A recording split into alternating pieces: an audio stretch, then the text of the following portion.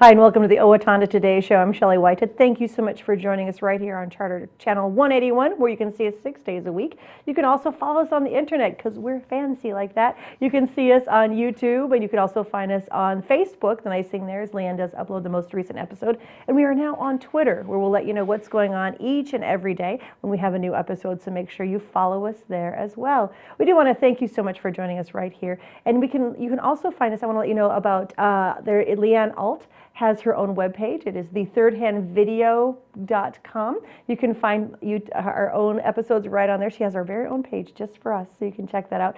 The best thing about this is that the Owatonna Today Show is bringing you great community information.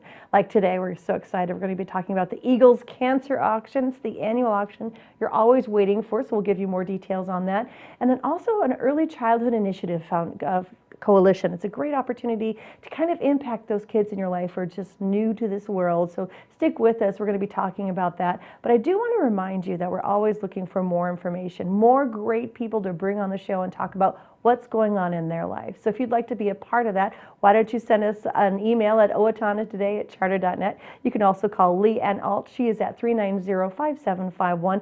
Let us know what you've got going on in your community, if your service organization, in your own life, and we'll see what we can do to get you on the air. We just love having new people come in, and we have a couple newbies today, so we'll be talking to them in just a minute. Stick around, we'll be right back. Hi, I'm Dr. Beth Giltvet. And I'm Dr. Nick Vincelli of Horizon Eye Care. We want you to see what you love and love how you see. We're proud sponsors of the Owatonna Today Show. I needed more than just another dead-end job. I wanted a career, so I expressed myself. With the kids off to college, I decided it was time for me to go back to work and express myself. Express got me in touch with some really great companies. Now, I'm on my way to a great career.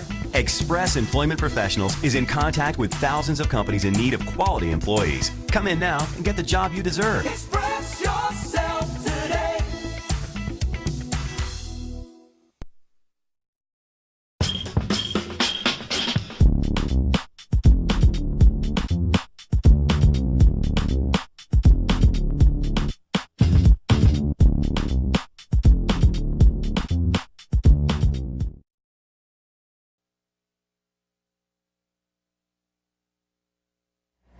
And we're back in studio. I do have with me Brett Carlson and Mark McGaheran. Hello, gentlemen. Good morning. Good morning. Thank you so much for joining us. Happy to be here. Happy to have you have me be. Happy to have an opportunity. See, there you go.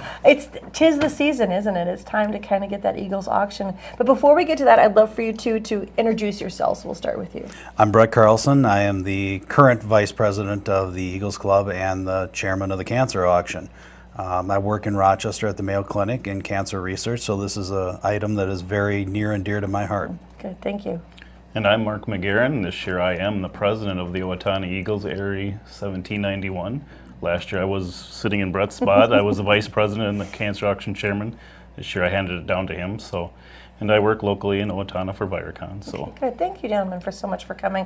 I want to start with you, Mark, a little bit about the Eagles Club. So, did you knock off the other president? Not quite. Not quite. He's still living. He's still breathing. Okay, so tell me a little bit about why Eagles is so important to you. Because when you become a president of an organization like this, it's a lot of time commitment. So tell me a little bit about why. Well, the Owatonna Eagles is a fraternal organization made up of roughly 900 members locally, give or take, and we also have an auxiliary, but around 250 ladies. It's just a community organization that it's volunteer, and our motto is people helping people. And we have several different charities we give to, like Diabetes Research Center, Max Bear Heart Fund.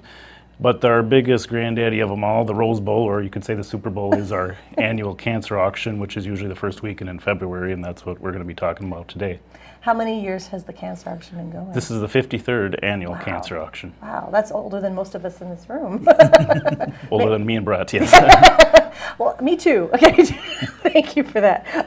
So I just was curious, how did it go last year? I know we had you guys in before. I don't know that we heard how it went. Last year was our best total ever. Really? Slightly over $34,100. Wow. So, but Brett's going to try to beat me on that. So Good. it's a challenge. A little but- competitiveness yeah. is always Well, good. we always like to Yeah. increase the cash flow to the cancer researchers. Well, exactly. And it goes to a great cause. So Well, I was wondering if you'd tell me a little bit about that, because I think one of the unique things about this fundraiser is that the monies stay in our area. So explain a little bit about that. yes,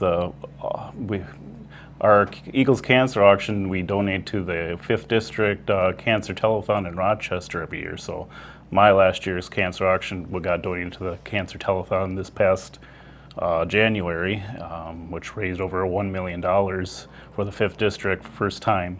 And then they donate to 3 separate local charities throughout Minnesota: University of Minnesota Cancer Research Center, the Mayo Clinic Cancer Research, and the Hormel Institute of Austin. So it's an opportunity just to really kind of get those funds down here and kind of help research in our area. Correct. That's exciting. So let's talk about this event, Mr. Brett. So it's an opportunity for people to come together, have a really good time, and do a really great thing. So tell me, what does the evening look like? Well, we have a live auction. It's 2 nights. It starts at 6:30 on Friday night, and then again on Saturday at 4 o'clock. We have a liquor license, so we're not afraid to use it. Come on down and enjoy our club. Also, there was currently a new drink that we're going to be featuring at the cancer auction, where a portion of the sales of that drink will go to the cancer auction directly.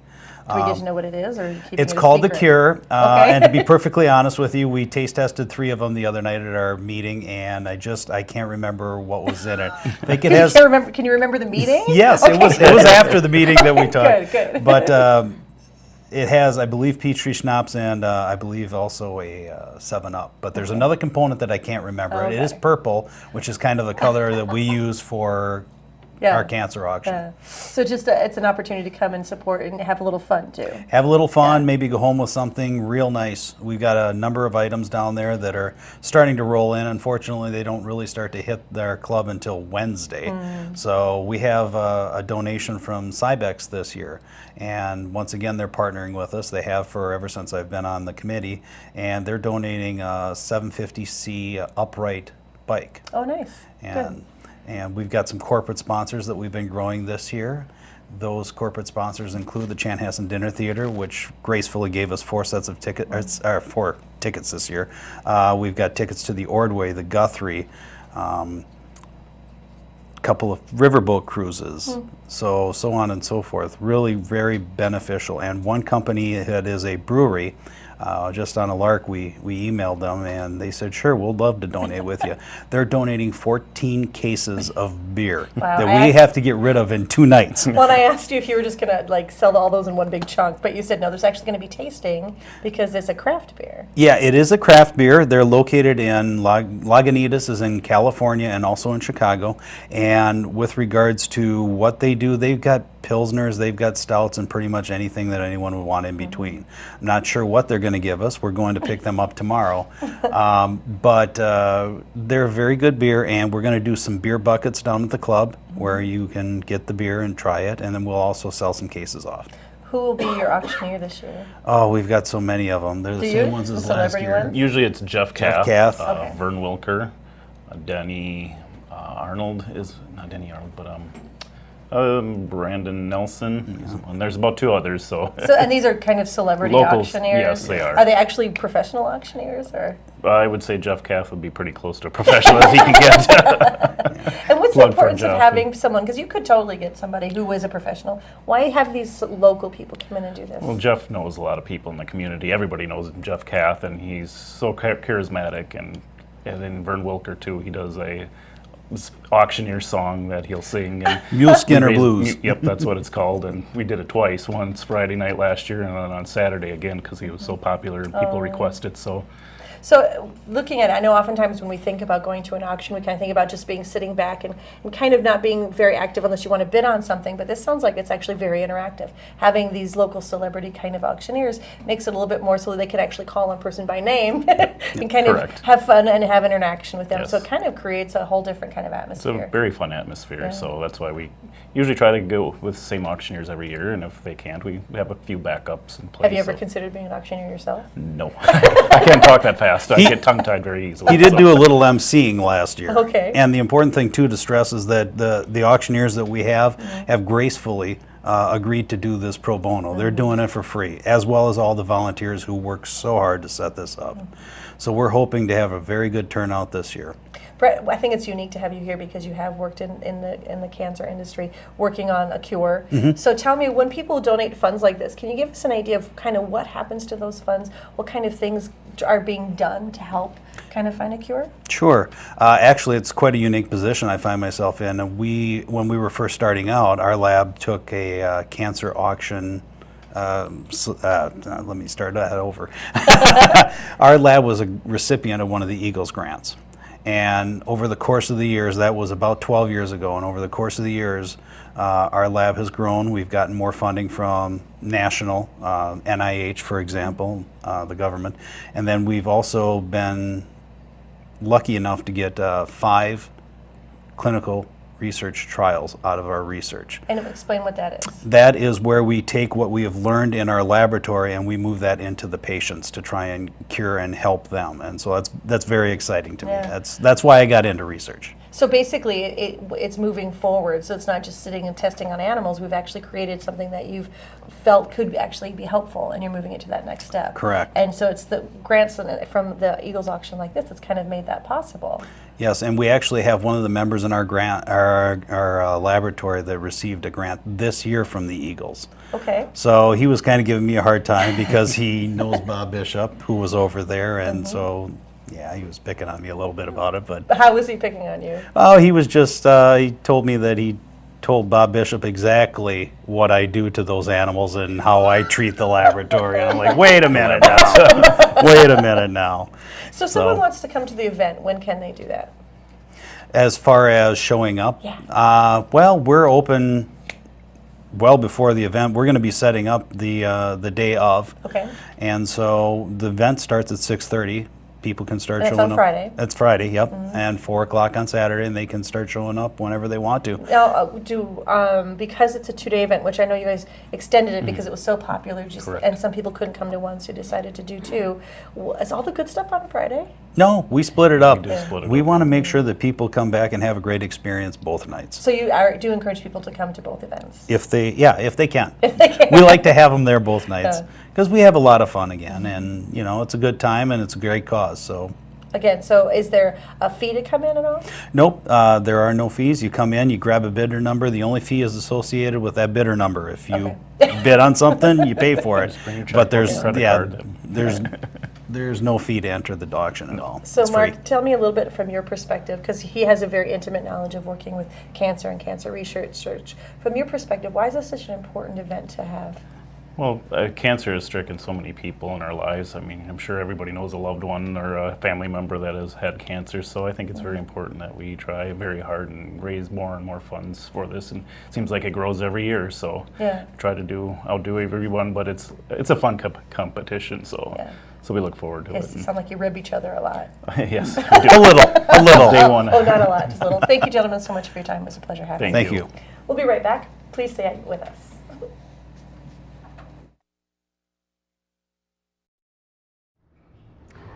Don't let the cold winter weather stop you from exercising. Keep up your fitness program at the West Hills Tennis and Fitness Center. We offer a variety of different membership packages available on daily, monthly, and yearly basis. We also have a variety of programs and services to help the newest of members get started and to help those who have been around for a while improve on what they are doing. The Tennis and Fitness Center participates in insurance reimbursement programs with a variety of different insurance providers that could make you eligible for up to $20 credit each month. For more information about the West Hills Tennis and Fitness Center, call us at 444-4290. Amy Swain Hearing Centers is a proud sponsor of the Owatonna Today Show. I'm Dr. Amy Swain, and I want everyone to hear better. Hi, I'm Brenda with the Mortgage Office of Brenda Bednar, aligned with American Mortgage and Equity Consultants, where closings feel right from the beginning. I'm a proud supporter of the Owatonna Today Show. Hello, I'm Shawn McNulty. And I'm Deb Gillard with Brookdale Senior Living, Sterling House, and Clarebridge of Owatonna. And we are a proud sponsor of the Owatonna Today Show. And we're back with the Owatonna Today Show. In studio, I do have with me Deb McDermott and Teri Steckelberg. Ladies, thanks for joining us. Well, thanks for having us today. Good. Would you mind really quick? I would love for you to introduce yourself. Sure. I'm Debbie McDermott Johnson. I'm Director of Community Education for Owatonna Public Schools. And I'm Teri Steckelberg. I work with the Southern Minnesota Initiative Foundation. I'm the Early Childhood Director there. Thank you, ladies, for joining us on such a lovely day like today. So, Deb, I want to start with you. Tell me a little bit about this early childhood development, kind of what you have to do with, community ed and early childhood. Well, Community Ed for Owatonna Public Schools has a pretty robust early childhood program. We offer early childhood family education programs. We have school readiness, preschool. We also have a preschool for 3-year-olds. We do our early childhood screening, which is the mandatory screening before kids come into kindergarten. And then we also partner with the clinic and the hospital and public health on our amazing newborn clinic that's held each week at Roosevelt. We also do Birth, Babies, and Beyond prepared childbirth classes along with the hospital. So we're pretty involved in making sure that our little ones get a good, healthy start in Owatonna. Why? Because it's important for a host of reasons. They are our future, obviously, and we want all children to have a great, healthy start in their life. And as our world becomes more complex and families are drawn in more directions in terms of making a living and staying connected to family and to access resources in their community, so that we really nurture well-rounded little ones who can contribute as they, and Teri will speak to the economic viability of having young children who grow into well-adjusted adults and can keep our communities thriving and moving forward. I think one of the benefits of community ed, especially with the early childhood, is there's all these partnerships. You don't just try and have this little island and we're doing it ourselves, like a 2-year-old. I do it myself. Yeah. You really kind of work with a partnership, and that's what this has been, is this development of a partnership. It has So I want to talk to you a little bit, Teri. Tell us a little bit about the organization you work for. Sure. Southern Minnesota Initiative Foundation focuses its efforts in 2 areas. One of them is entrepreneurship and one of them is early childhood. So half of our investments every year go into early childhood work. That seems like kind of 2 different areas, doesn't it? Yeah. Entrepreneurship, but they really are linked. They are linked. Early childhood is one of our focus areas because children obviously are our future. They're our future workforce, and we feel that it's important to invest in them so that they're skilled, so that they can, be our future workers. There's also a lot of research, like Deb mentioned, around the economic investment in early childhood. Art Rolnick from the Federal Reserve Bank out of Minneapolis has done a ton of research, and he has proven that there is, for every $1 that you invest in early childhood efforts, that there can be a $7 to $16 return to the economy. It's kind of hard to see that because they're so cute and little and squishy, to kind of think of that person. As a parent, I don't want to think about my kids working because I'm just enjoying them as they are. But as a community, I don't think we can do that. I think we need to kind of, like you say, invest in that future. So what is the collaboration? What are you going to be doing to work together? Sure. Well, SMIF has been working in early childhood, specifically the Early Childhood Initiative Coalitions, for over 10 years, 11 years actually. And so I've been working with 20 communities across SMIF's region, so we cover the 20 counties of southeastern Minnesota, and now we're adding Owatonna as our 21st Early Childhood Initiative community. This is also an effort that we do across the state with our sister foundations, the Minnesota Initiative Foundations. There's 6 of us across greater Minnesota, and so all of us are working on early childhood. And combined, we have over 90 early childhood initiative coalitions across the state. And so tell me about that coalition. Why is that so important? We understand a little bit now that it's important to invest in it, but tell me a little bit more about the coalition itself and the importance of developing that. The Early Childhood Coalition is a grassroots effort to raise awareness around early childhood and why it's important. So what we do is work with the local community, and we have a local coordinator. Renee Compton is an early childhood teacher at Community Ed, and she is our coordinator, along with Deb, who works as our connection between the strategic initiatives that are happening with United Way and with the Early Childhood Initiative. And so we have brought together a group of people. We had about 30 people at our first meeting. that come together from all sectors of the community that have some sort of reason or passion for working with families and children. And we ask them to kind of leave their turf at the door and come together as a group to do what's best for kids in the community. And so at this meeting, is it kind of just an idea to identify maybe some issues that might have among early childhood in Steele County, because you know we're different from everybody else, and then kind of how to identify some of those and then start working towards solving those problems? Is that what this event is about? Yeah, exactly. We spend our first meeting, we've only had one meeting so far, and so our first meeting was kind of just the background work. What's the history of the Early Childhood Initiative? Why are we doing this? And what are our future steps moving forward. So from here, we will look at a vision and a mission for the group, and then we'll start to look at priority areas. So what are some specific kind of overarching areas that need to be worked on as far as kids and families within the community.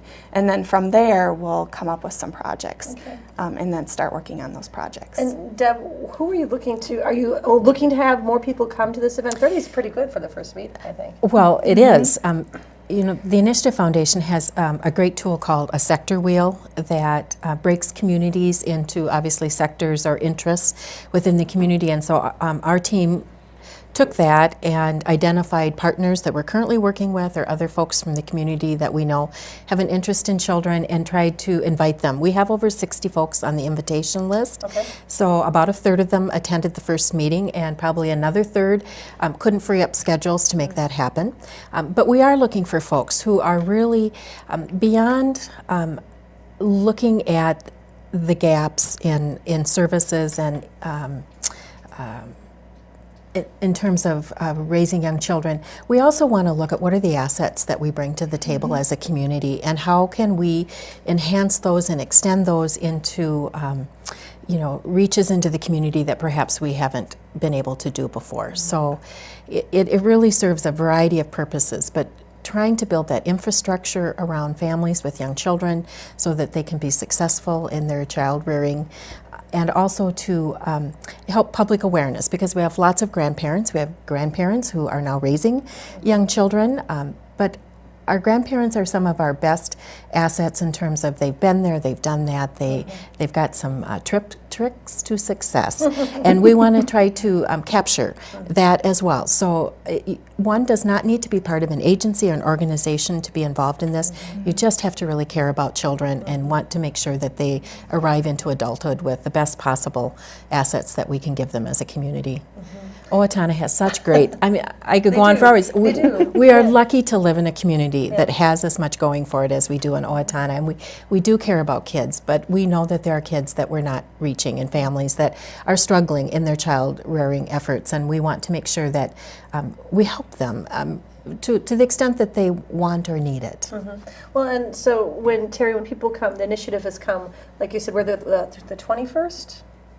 Community that you've added to? 21st community. So you had 20 other communities that you've worked with. So you kind of have a pattern going of what works for them and tailoring it to each of those communities. How does this process of bringing people in help tailor whatever processes and projects need to be done? Sure. Well, one of the biggest pieces of value when bringing all these people together around the table is that we often find where we might be duplicating efforts, and we can be collaborating to make things happen. And what's interesting about early childhood is that many of us are used to doing things with very little budget. And so when the group comes together and we have an idea, it might be that one agency or one organization can put in one piece of it and another can bring in another piece of it. And so we find ways to do things for kids and families that really end up not costing a whole lot of money. Well, Deb, so you just started this process. We did. So you have you want people to come. You want people to know, to be aware. Right. So do you have another meeting that people can attend? We do. We are scheduled for February 17th. We start at 4 o'clock. We're meeting at Roosevelt Community School in our community room, which is room 115. But we're a very small school, so if you get to one end of the hall and hit the outside doors, you've gone too far. You just come back. But Yes, we have plenty of room around the table for folks who want to come and listen and learn and contribute what they can as we talk about what it's going to take to raise really healthy children in our community. And this is just the next step in that whole process. It is. We've got at least, and then we'll have a meeting in March as well. But by the end, hopefully by the end of those first 3 meetings, we'll have invested 6 hours of our time. We'll begin to identify where can we really begin to have impact for our families. If people have questions, how can they find out more about this? They can call Owatonna Community Education at 444-7900 and ask for myself or Deb McDermott or Renee Compton, and we will certainly fill them in on any details. We'll also be posting updates to our new Facebook page, Owatonna Community Education, so you can keep track of us there too. Ladies, it's been a pleasure. Thank you so much. Thank you. We'll be right back. Stay with us.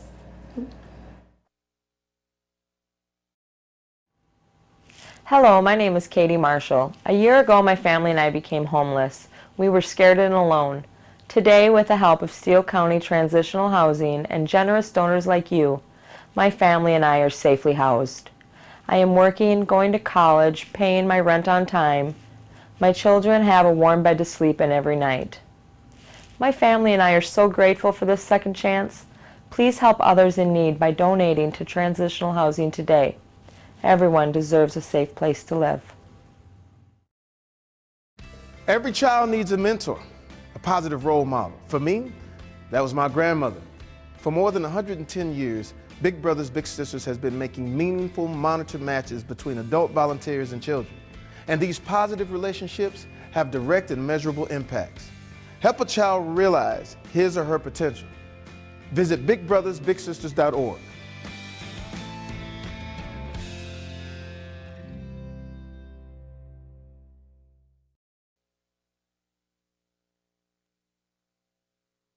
And it's time for a look at some of your community service announcements. Local Owatonna in support of Alzheimer's Group has a limited number of scholarships available for individuals wishing to attend the Meeting of the Minds Dementia Conference in 2015. This year's conference is Saturday, March 14th from 7:45 to 4:30 at River Center in St. Paul. You can get brochures for this conference at Senior Place in Owatonna. If you'd like a scholarship, you need to contact Deb Gillard by today at 507-676-0411, and she'll give you more information. The NAMI Connection is a recovery support group for adults with mental illness regardless of their diagnosis. All are peer-led by trained individuals who understand the challenges that are faced. Meetings are free of charge. Groups meet weekly for 90 minutes and no registration or enrollment obligation is required. Join for the next recovery support group meeting Tuesday at 6:30. This is at the Owatonna Hospital, room 1408. NAMI is the National Alliance on Mental Illness in Minnesota. And the Steele County Historical Society is pleased to announce children's programming for Thursday, February 5th at 9 a.m. at 6:30 at the History Center in Owatonna. It's the History Detectives. This is a preschool age children program. They're meeting at 9 a.m. and they're talking about love and the history of Valentine's Day. The Time Travelers is their K through 6 program. They're meeting at 6:30 at the History Center, and they'll learn about Valentine's Day, create a card, and do other related activities. These free children's programs are offered on the first Thursday of each month and are sponsored by United Prairie Bank and Fenbrook Family Medical Center. Thanks for joining us right here on the Owatonna Today Show.